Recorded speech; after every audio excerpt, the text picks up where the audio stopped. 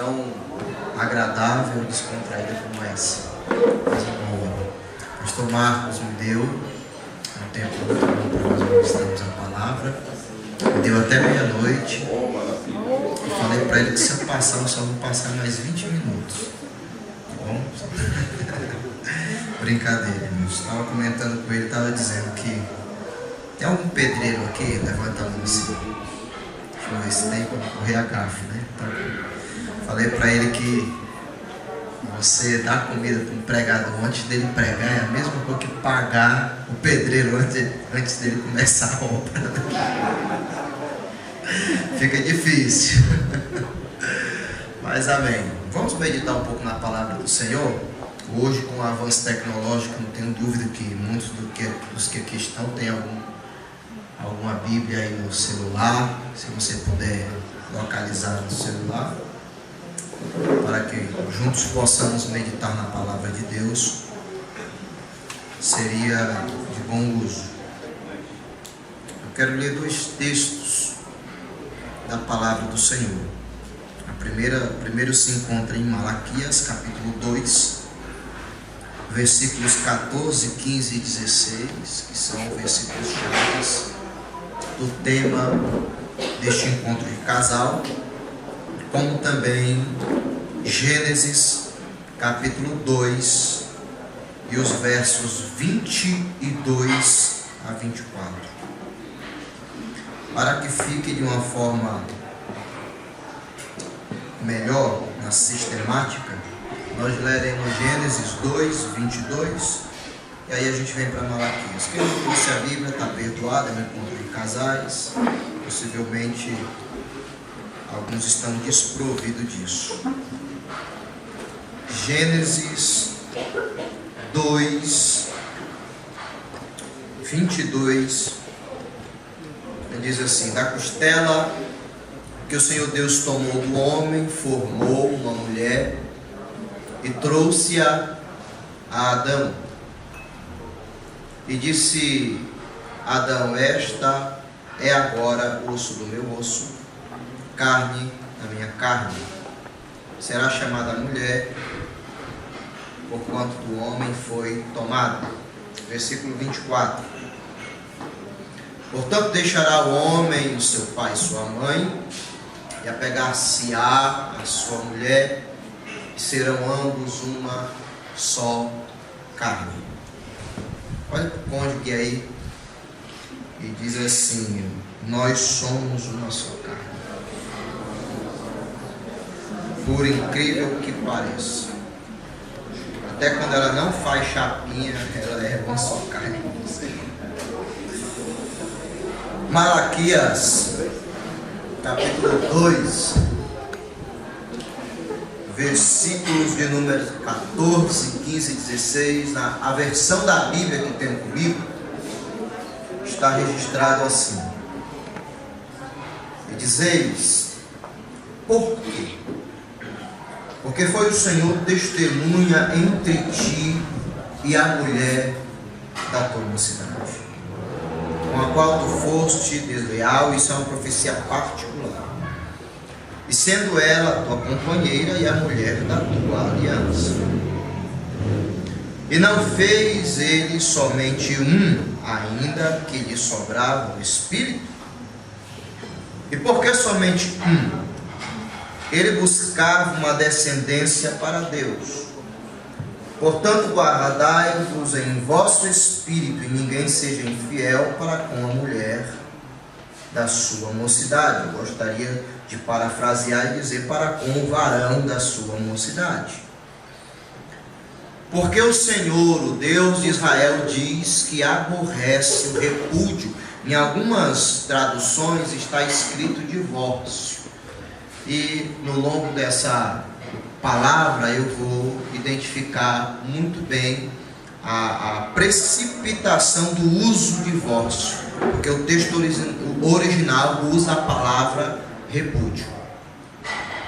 Porque o Senhor, o Deus de Israel, diz que aborrece o repúdio, e aquele que encobre a violência com a sua roupa, diz o Senhor dos Exércitos: portanto, guardai-vos em vosso espírito e não sejais desleais.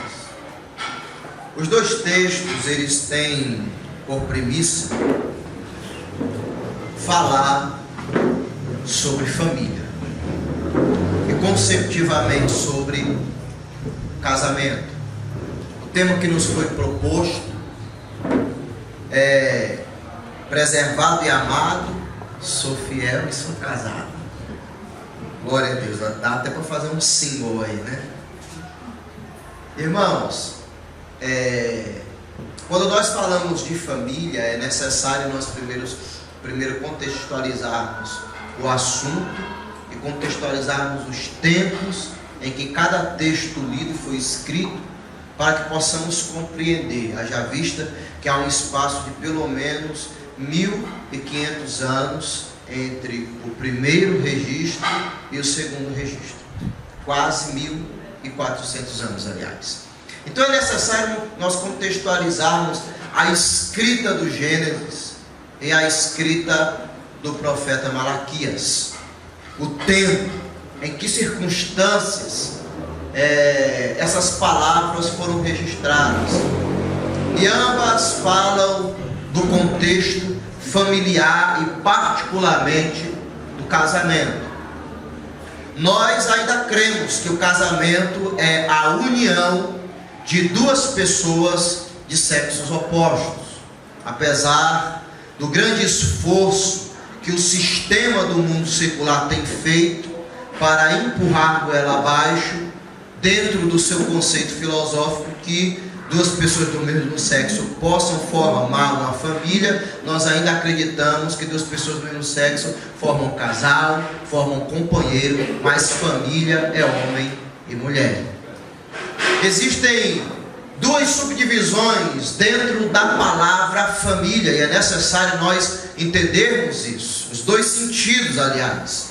O primeiro, a família como uma instituição civil, e alguns sociólogos chegam ao mesmo consenso de que seria impossível existir uma sociedade se não existisse família. A família é a primeira estrutura observada pela criança, e a noção que ela tem de sociedade, ela aprende primeiro dentro de casa. Ela vai entender o princípio de autoridade vendo a figura paterna, da provisão e do trabalho dependendo do contexto familiar, observando o pai e a mãe, que possivelmente podem trabalhar fora. Os primeiros valores são adquiridos ainda no seio familiar, e quando eu falo isso, eu falo de um contexto de uma criança criada dentro de uma família. O segundo conceito é o conceito espiritual. A família é espiritual, haja vista que antes ainda que houvesse sociedade, já era formado o casamento, ou seja, a sociedade veio através do casamento de um homem, de uma mulher e de sua prole. Então nós devemos entender que também tem um conceito espiritual, que foi o próprio Deus que instituiu no Jardim do Éden, quando formou erva da costela de Adão. E esse conceito espiritual faz nos entender a dimensão dessa instituição, porque poucas instituições elas têm parte tanto no abstrato quanto no concreto, tanto no material quanto no espiritual. O casamento, ele não só formula a estrutura social do que nós conhecemos como o mundo, como as cidades e os estados, a população, como também representa a fundação de uma instituição divina implantada na terra. Deus instituiu o casamento na terra, não foi no céu. E ele veio antes do reconhecimento social. E é por isso que nós lutamos por estes valores, porque Deus o instituiu. Tendo em vista isso, nós vamos perceber que ao longo da trajetória, apesar de a base permanecer a mesma, o casamento ele vai se reformulando. Dos períodos pré-históricos aos dias atuais, houve algumas modificações que são inerentes do tempo que se passou, do costume que se empregava em determinada localidade que se vivia. O casamento, como era executado no Oriente, é totalmente diferente do que se vive no Ocidente. A forma de se celebrar e a forma de se viver esta união é totalmente oposta. E com o passar dos anos nós vamos perceber que há uma certa maturidade e uma evolução dentro dessa instituição. Para começar, que nos períodos pré-históricos e veterotestamentários, o casamento não era realizado com base no sentimento do homem para com a mulher e da mulher para com o homem. Quem escolhia o namorado, ou o noivo, ou o pretendente, não era a pessoa, eram os pais. E alguns pais devem estar nesta hora pensando: ô tempo bom, né? Ô tempo bom. Na época não tinha esse negócio de eu vi a fulana cantou bem, meu Deus, meu coração bateu por ela. Aleluia, vou orar, vou jejuar, vou levar flores, vou fazer mais evangelismo, vou colar no pastor para ela perceber que eu sou mais espiritual. Não tinha esse negócio não, irmão. Era o pai que escolhia, era a mãe que escolhia. Na verdade era um contrato entre famílias. Assim acontecia. E esse sistema perdurou por muito tempo, inclusive nesse período de Malaquias ainda era desta forma. Eram poucas as pessoas que tinham o privilégio de escolher, ou pelo menos indicar que fosse o seu cônjuge. Então, nesse contexto, existiam muitos casamentos que eram realizados com sucesso. Mas infelizmente existiam relacionamentos que eram gerados mais por imposição familiar do que propriamente por sentimento, por atração, por compatibilidade, tanto emocional quanto social, como também espiritual. O fator financeiro influenciava, a fama e a honra do nome não só do pretendente, mas da família também influenciava. Haja vista que esta sociedade era uma sociedade patriarcal, regida com a autoridade familiar vinda da parte do homem. Ou seja, quem mandava depois de Deus era o homem. E hoje em dia, como é que é? Quem mandava depois de Deus, geralmente é a mulher, né, pastor? Eles conseguiram reverter o quadro, né? Brincadeira, irmãos. Mas geralmente era dessa forma. Então existiam casamentos que eram insuportáveis. Os casamentos se davam ainda nos primeiros anos de juventude de uma moça. A partir do momento em que ela passava a vivenciar o ciclo menstrual, era como se fosse um alerta de que a jovem já estava entrando em um processo de que poderia casar.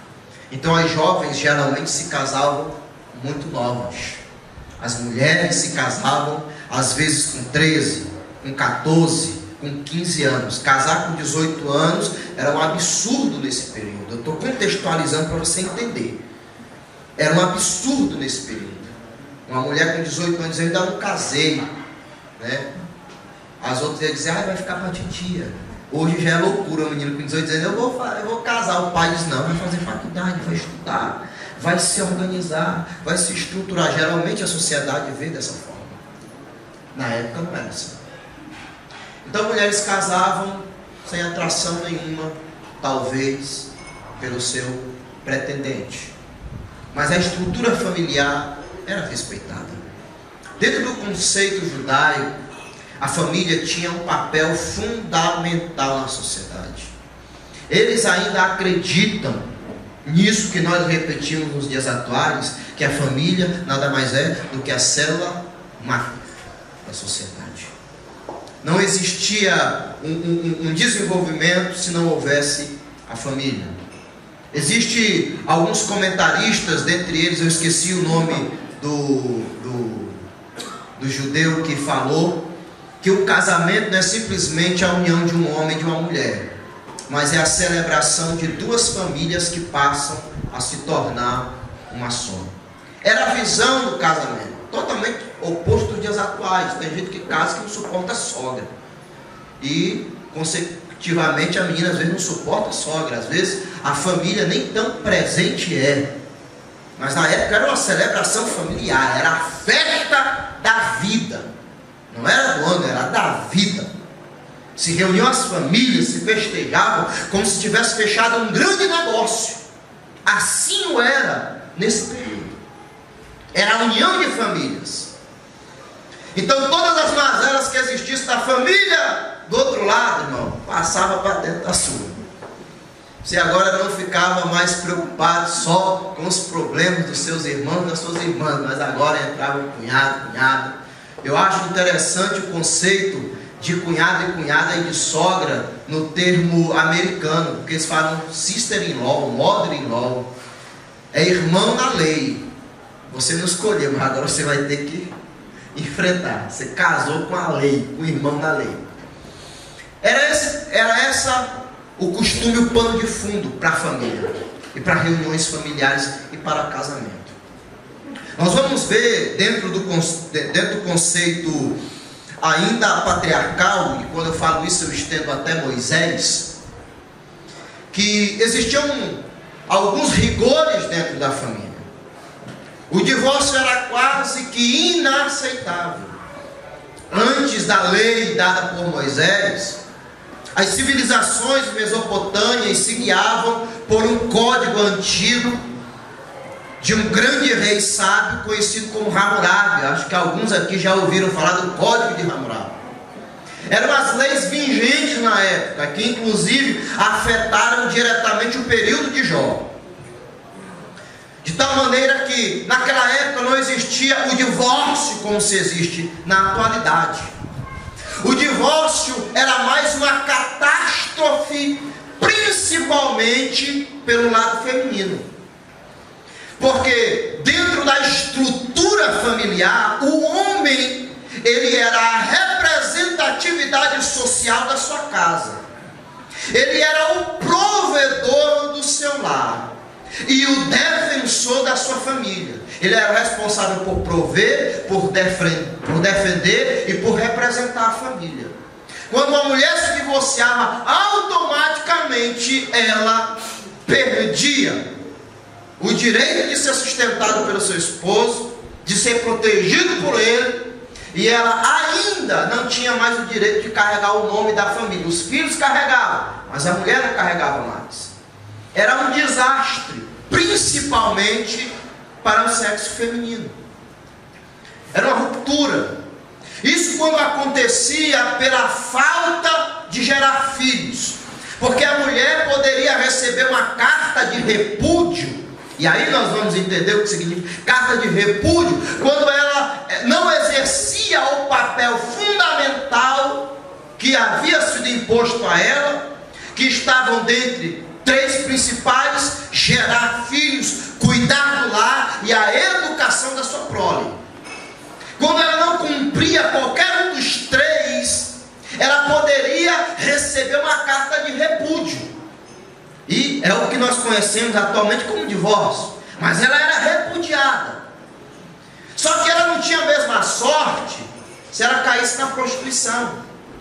Porque a pena naquela época não era a separação, era a morte. E o pior de tudo, geralmente essa lei era para se aplicar aos dois sexos, mas só geralmente se concretizava no lado feminino. Então nós vamos ter mais de 1000 anos de história dentro desse conceito, dentro desse contexto, com esse pano de fundo. Quando chega por meados de 700 a.C., há a primeira diáspora judaica, e o povo da antiga aliança é disperso nos cativeiros babilônico, assírio. Dentro destes cativeiros eles vão aprender outras culturas e costumes. E muitas vezes, por falta de diligência, vão casar com mulheres de outros povos, que dentro do conceito judaico era extremamente proibido. O judeu tinha que casar com judeu. E até hoje é assim. A minha esposa, ela é de descendência judaica. E até hoje judeu casa com judeu. Quando um judeu casa com um não judeu, para eles que seguem o judaísmo é uma afronta. Então entenda isso nesse conceito de Malaquias. Malaquias, ele é um profeta após exílio. Ele está profetizando a um povo que regressa de um período de castigo divino, de um período onde o povo vagou por outras nações, onde muitas pessoas estavam casadas com mulheres de outras nações, de outras culturas e de outros costumes. Só que agora eles estavam regressando à sua nação. Eles estavam fincando estacas em Israel, reconstruindo o pilar de uma nação. E a família é muito importante para isso. Nesse período, quando o homem casava com uma mulher de nações diferentes, eles não casavam simplesmente com aquela pessoa, mas casavam com o seu Deus. Eugene Peterson diz que existia uma cerimônia onde a pessoa renunciava ao Deus ou os deuses de seu pai para abraçar o Deus do seu cônjuge. Isso implicava que quando a pessoa casava com um judeu, automaticamente ela teria que abandonar os deuses e vir e servir a Yahvé, ao Deus de Israel. Dentro desse conceito há conflitos em uma sociedade que está sendo reconstruída, entre um povo que há muito tempo via os seus valores e princípios sendo deturpados, sendo destruídos por impérios como Babilônia, que era o centro de toda a orgia, de toda a prostituição, de todas as manifestações carnais que se possa imaginar, e da Assíria, o berço da idolatria antiga. Lá que surgiu os seres alados, porque até o período de reis não existia anjo com asa, lá que veio ter depois. Para você entender, anos e anos, 70 anos sendo desconstruído valores que o povo de Deus vivia. Quando eles voltam, eles vão ter que reconstruir. Parece até que eu estou falando um pouco sobre a nossa sociedade. Nós estamos reconstruindo valores que há alguns anos o governo havia destruído. E algumas práticas no cativeiro haviam se tornado natural, mas em Israel não. Porque voltando à terra prometida, eles estão voltando a um compromisso com Deus. A um compromisso em observar e obedecer à voz de Deus. E aí se levanta o profeta Malaquias. O profeta que vai profetizar a restauração familiar, no último versículo do capítulo 4. No capítulo 2 ele vem trazendo a necessidade destes povos entenderem o conceito de família. E ele vem no versículo 15: e não fez ele somente ainda que sobrava o Espírito. E porque somente ele buscava uma descendência para Deus, portanto guardai-vos em vosso espírito, ninguém seja infiel para com a mulher da sua mocidade. O casamento ainda é indivisível perante o olhar de Deus. É lógico que existem algumas exceções que nós conhecemos bem. Mateus capítulo 19 vai falar sobre isso. Salvo me engano, 1 Timóteo capítulo 4, Paulo vai estar falando justamente, tratando especificamente sobre assuntos como este, 2 Coríntios capítulo 6. Vai falar sobre o contexto da mulher que vem para Cristo e o esposo ainda não é crente, e que ela tem o poder de santificar o esposo pela fé dela, mas se o esposo não quiser, ela está livre. Porque é difícil andar dois juntos se não forem de comum acordo. É uma exceção que Paulo está fazendo no contexto de Corinto. Jesus no capítulo 19 vai falar sobre a carta de repúdio. E os fariseus e saduceus vão estar falando: olha, é lícito da carta de repúdio, Moisés estabeleceu. Aí Jesus toma a palavra e diz: mas no princípio o croquis, o plano original, o rascunho feito no Éden não foi assim. O rascunho no Éden é que o homem e a mulher se tornariam um só. Eu quero abrir um parênteses e dizer uma coisa. O divórcio, muitas vezes, para uma mulher que foi traída, espancada, que teve a sua vida posta a risco, pode até por um momento ser um alívio. E a gente entende casos como esse. Mas não deixa de ser uma ruptura emocional e espiritual. Em qualquer circunstância que aconteça, o divórcio sempre será algo ruim, ou terá o seu lado.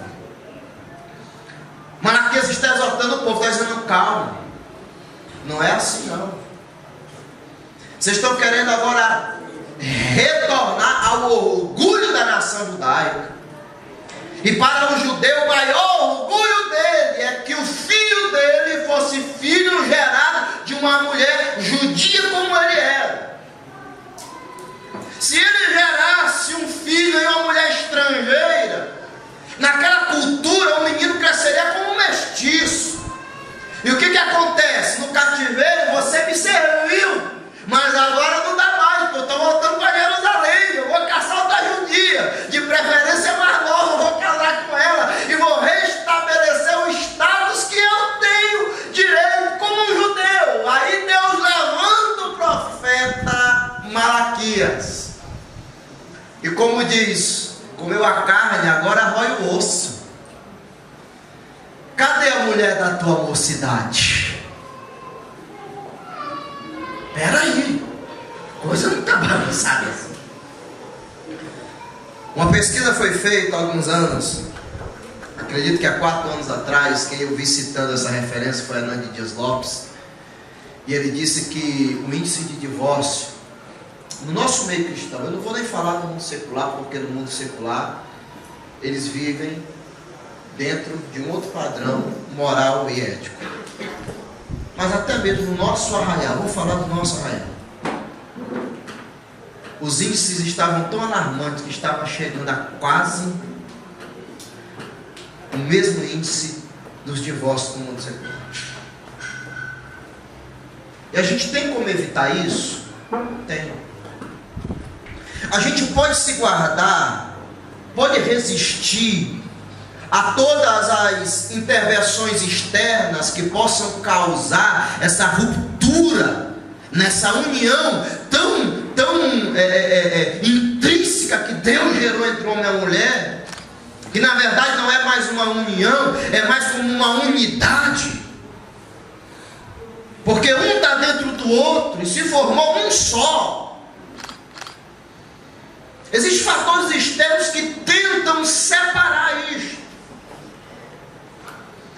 Alguns usam a incompatibilidade social, psicológica, emocional. Casei com uma pessoa incompatível, ele não me entende, ela não me entende. Outros podem utilizar-se inclusivamente com respaldo do subterfúgio da traição. Me traiu. E ouvi o testemunho do Cláudio Duarte dizendo que ele foi traído e ele perdoou, porque ele entendeu que o amor que ele tinha pela esposa e que ele tinha por Deus e que ele tinha pela união dele era muito maior do que uma falha que ela havia cometido. Eu vou lhe dizer uma coisa: no nosso conceito da sociedade machista em que nós vivemos, é muito mais fácil uma mulher perdoar a traição do que um homem. É comum: me traiu, não quero mais você. E a mulher muitas vezes é obrigada a passar anos e anos, né? Sendo traída e orando, buscando, chorando, jejuando, para Deus trazer o homem de volta. É difícil você ver um homem falar que está lutando para manter o casamento. Geralmente parece que esse é um papel feminino. Isso é até uma maldade, porque se nós somos o cabeça, nós é que somos o primeiro responsável pela nossa família e pelo nosso casamento. O que está acontecendo aqui É Deus chamando a atenção daquela nação, para que eles possam compreender que um edifício espiritual erigido em cima de uma base frágil, ele não subsiste. Qualquer vento derruba.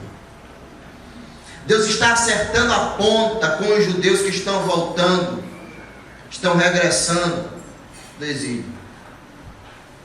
Deus está fortalecendo os relacionamentos, o casamento, aquilo que ele instituiu. E o interessante é que Malaquias, ele termina o seu livro profetizando sobre aquele que vai vir no espírito de Elias, que é João Batista, que vai converter o coração do filho ao pai, do pai ao filho. Ele está exortando no capítulo 2 a fidelidade conjugal. Ele está exortando no capítulo 3 a fidelidade financeira com Deus. E no capítulo 4 ele encerra concluindo com o conceito familiar, que é o homem, a mulher e os filhos. Existem alguns fatores que podem causar essa ruptura? Existe. Alguns dos que eu já citei e outros mais. Todos nós estamos imunes disso? Não. Não. É o membro, é o diácono, é o presbítero, é o auxiliar, é o evangelista, é o pastor. Eu conheço casos de pastores presidentes que se divorciaram. Infelizmente acontece. Mas tem como a gente prevenir isso? O livro na Bíblia que mais fala sobre unidade é a carta que Paulo escreveu aos Efésios. É aqui que Paulo trata a igreja como a noiva de Cristo, casada com Cristo. Você lê a carta aos Efésios, você percebe que parece mais um tratado entre um homem e uma mulher, entre o marido e a esposa. Deus está tratando a unidade do seu corpo na terra. E eu extraí do capítulo 4 alguns princípios que podem nos ajudar a nos manter fiel às nossas esposas, a manter-se fiel aos seus esposos e a evitar que catástrofes como o divórcio possa acontecer no nosso casamento. E para isso, eu pensei que o número dos que iriam trazer Bíblia seria o maior.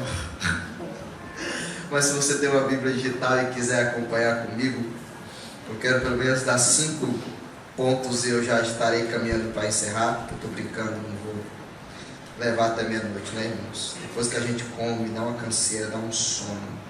Só Jesus na casa. Efésios capítulo 4. Se você puder e quiser e desejar, e até compartilhar com seu cônjuge.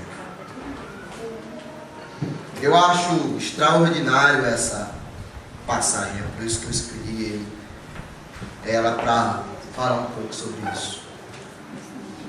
São 5 coisas que podem evitar uma catástrofe de um divórcio no casamento. A primeira coisa,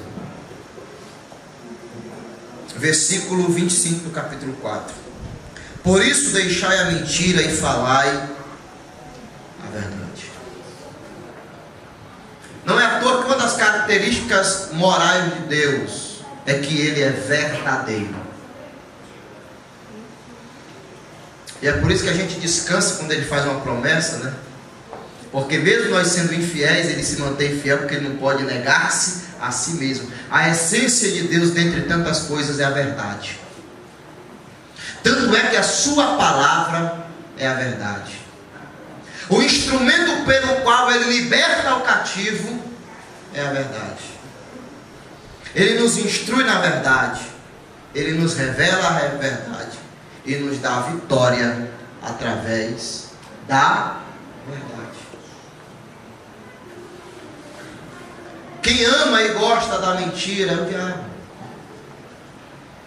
E às vezes se torna o que J.C. Spru costuma dizer de pecados encobertos ou de estimação, que é aqueles pecados que quase ninguém prega contra às vezes, né? Da disciplina a gente prostituir, da disciplina a gente roubar, da disciplina a gente matar, mas às vezes o irmão conta uma mentira terrível e ninguém disciplina ele. Já perceberam isso? Né, pastor Marcos? É difícil eu ouvir algum pastor, vou disciplinar fulano, irmão, na reunião de ministério, porque ele mentiu. É difícil. Eu nunca vi ninguém ser disciplinado porque contou uma mentira. Mas é um pecado tão nocivo quanto a prostituição.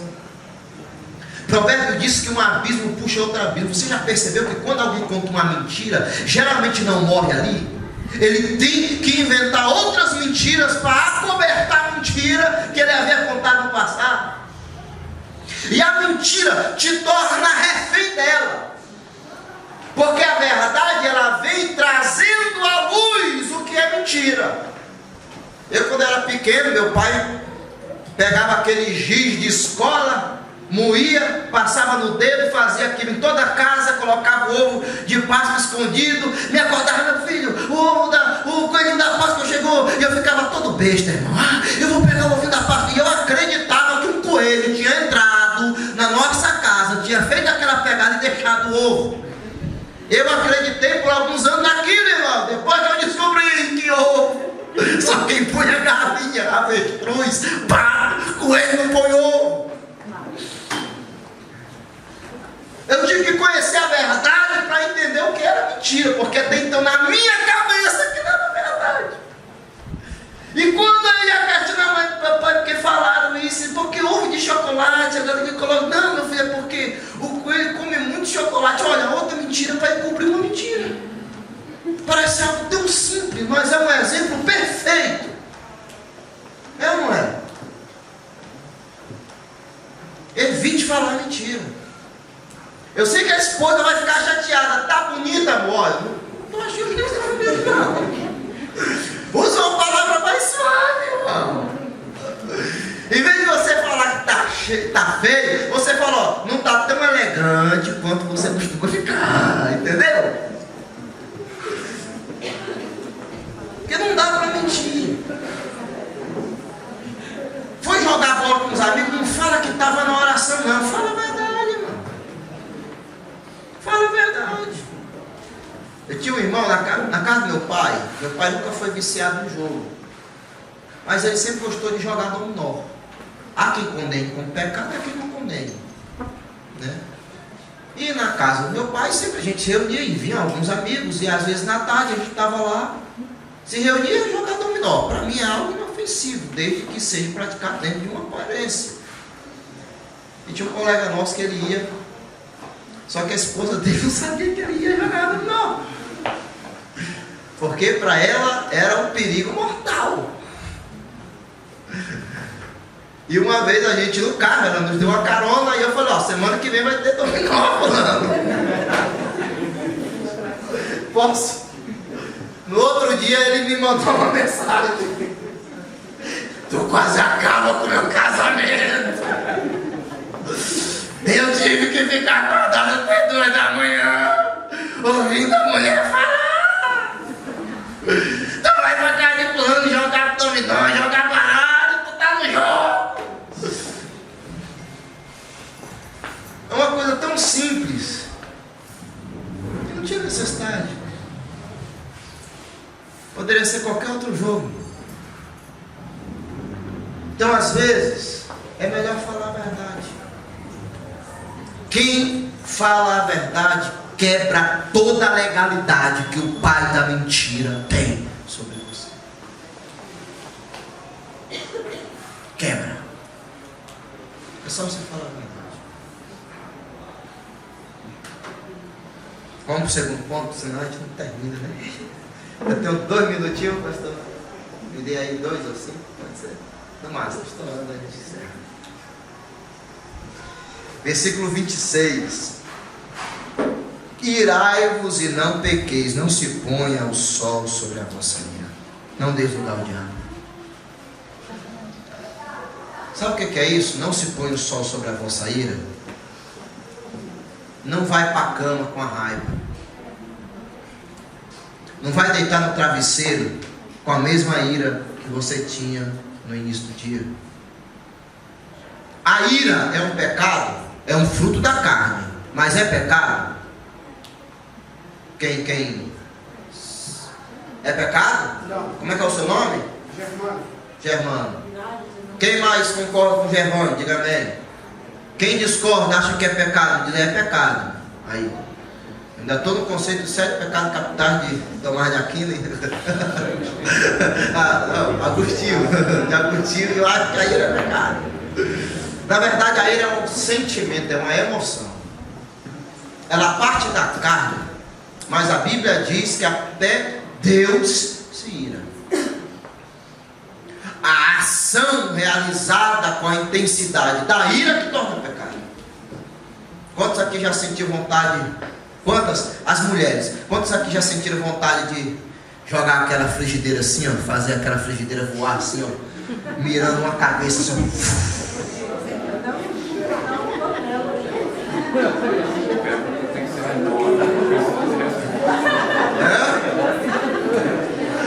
Já deu ou não deu vontade, irmão?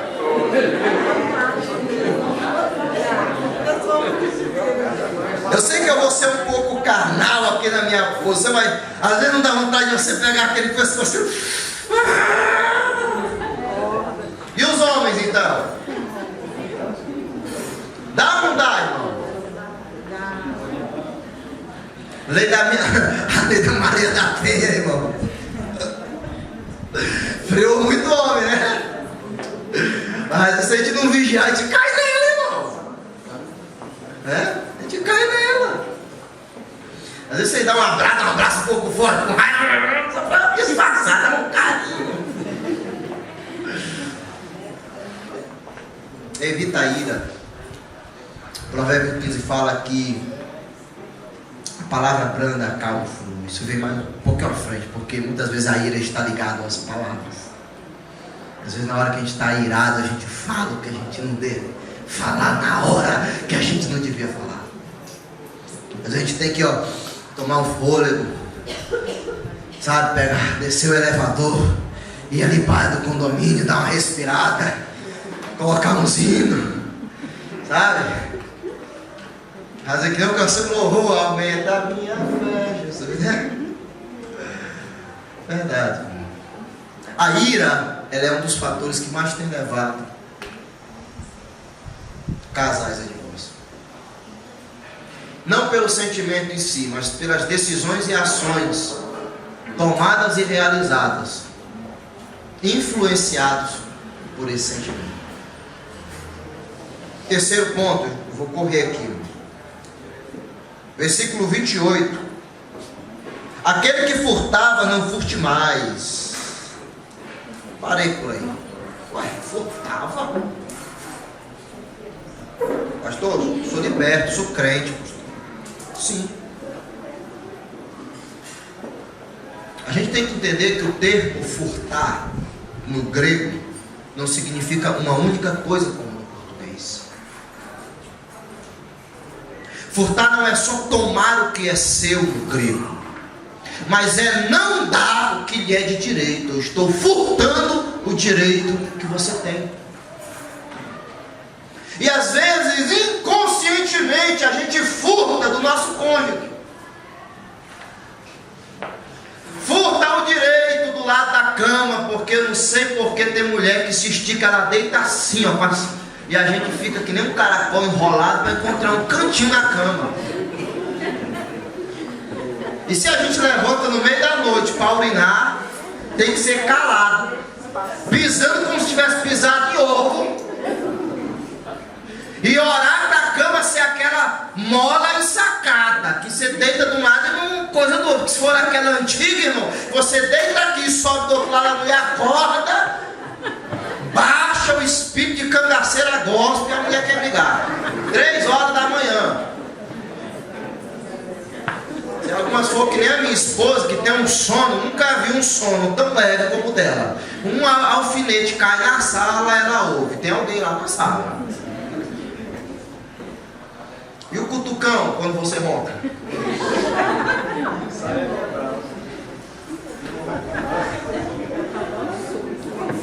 Você já parou para pensar nisso? Desculpe, mas está em um ambiente irreverente. Vou até descer do altar aqui.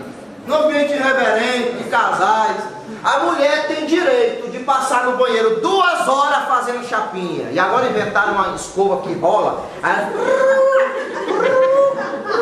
O homem não pode sentar no vaso para ler uma notícia de jornal que a mulher está batendo na porta, irmão. Você já parou para pensar que às vezes nós furtamos?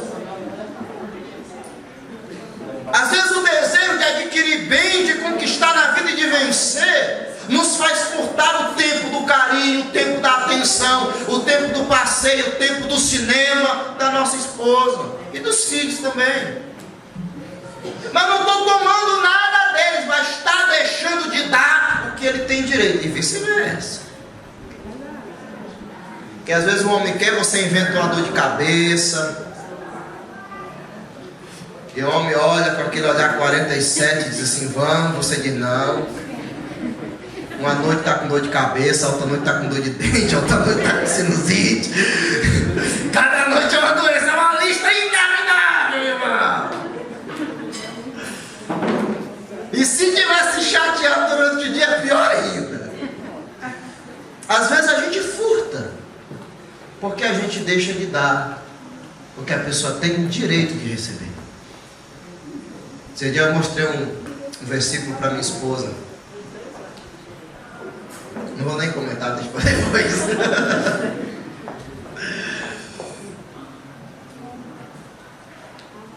Quarto ponto, que pode fazer com que a gente caia no laço da separação e do divórcio. Coisa que pode evitar a gente cair desse lado. Versículo 29. Não saia da vossa boca nenhuma palavra torpe. Às vezes, é comum. O homem, ele tem a tendência de reproduzir o que ele vê, o que ele ouve e o que ele pensa. Às vezes não é o que ele pensa, mas é o que ouve. Às vezes não é o que ele vê, mas é o que pensa. Uma vez eu vi um pastor descuidado do nada, começou a uma música do mundo. E sem querer ele parou, ele estava do meu lado, ele, rapaz, esse vizinho miserável, coloca essa música um dia todo suído na minha cabeça. Quem nunca, né, irmão? Quem nunca, né? Acontece. É sobre as pessoas, irmãos. Tem pessoas que vêm de um lado destruído, que se chega na casa dos pais, do avô, do tio, do primo, não é crente, o que ouve é aqueles palavrão, o tomate cru, e por aí vai, é o mínimo. Não, mas escapa. E às vezes na hora de uma discussão acalorada, isso pode vir. Reflexo de algo que você tenha visto, presenciado, que ficou no teu subconsciente, e quando você menos imaginou, já soltou a palavra. E mulher, meu filho, é capaz de ela perdoar um beliscão, mas aquela palavra que feriu o coração dela, como dizia minha mãe, era a curva dos olhos. Aquilo fica aqui dentro guardado, você não sabe quando vai explodir. E do homem é a mesma coisa. A gente tem que ter cuidado com essas palavras. O último para encerrar, pastor, mas eu sei que eu sei. Efésios capítulo 4, versículo 31 e 32. Para encerrar. Toda amargura, ira, cólera, gritaria, blasfêmia, toda malícia sejam tiradas dentre nós. Antes sede uns para com os outros benignos, misericordiosos, perdoando-vos uns aos outros, como também Deus perdoou a Cristo. Seja amável e perdoador. Porque assim como a esposa tem defeitos, e às vezes é difícil de você perdoar esse defeito, você vai também ter os defeitos, e vai ser difícil de não perdoar. E a essência do Evangelho que nós vivemos e abraçamos é o perdão. O ponto culminante do Evangelho, João 3,16, fala sobre o perdão. Deus amou tanto o mundo que enviou o seu Filho para morrer por nós, para que nós tivéssemos direito de receber perdão. No mínimo dos mínimos do mínimo, perdoe. Olhe para ela, às vezes com vontade de esganar, com vontade de dar aquela resposta atravessada, mas lembra que ela é o vaso mais frágil. Olha para ele com essa carranca, com esse jeito, com essa cueca pendurada na porta, com a toalha molhada em cima da cama, mas entenda que ele representa o Cristo na sua casa, que ele é o responsável pela família. Perdoe. O perdão é a chave de um bom relacionamento. Repete comigo aí. Vamos lá ver se você percebeu aí. Fale sempre a verdade. Olha para o cônjuge gay. Olha para. Vira da bolota. Se coloque de pé. Se coloque de pé.